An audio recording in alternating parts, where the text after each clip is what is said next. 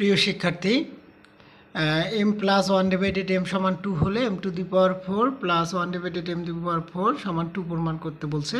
তাহলে এই ধরনের অঙ্ক থাকলে আমি প্রথমে দেওয়া আছে যা দেওয়া আছে তাই লিখবো। m plus one divided m সমান 2 দেওয়া আছে, আমি লিখলাম। তাহলে এখানে দুইটি পক্ষ আছে, যেহেতু প্রমাণ করতে বলছে বাম পক্ষ সমান ডান পক্ষ, আমি লেফট হ্যান্ড সাইড ধরলাম।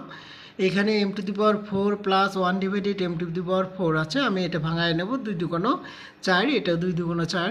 তাহলে আমি দেখতে পাচ্ছি এখানে সূত্র হচ্ছে a square plus B square. A square plus B স্কয়ারের সূত্রটা হচ্ছে A square plus B square সমান তাহলে a plus B whole square.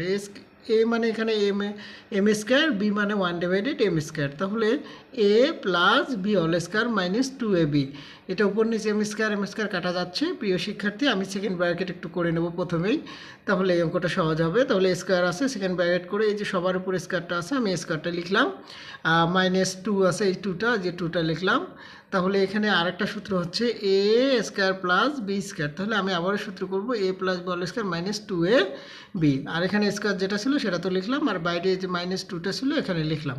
তাহলে প্রিয় শিক্ষার্থী, আবারও এম উপর নিচ কাটা যাচ্ছে। তাহলে এখানে থাকতেছে 2। এখানে আমি m plus one divided m এর মান পাইলাম 2। আমি m plus one divided m এর জায়গায় 2 লিখলাম, তার উপর স্কয়ার আছে, স্কয়ার দিলাম মাইনাস 2।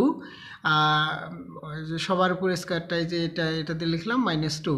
2 দুগুণ 4, 4 থেকে এই যে 2 বাদ দিলে আমি 2 পাচ্ছি, তার উপর স্কয়ার আছে, স্কয়ার দিলাম মাইনাস 2।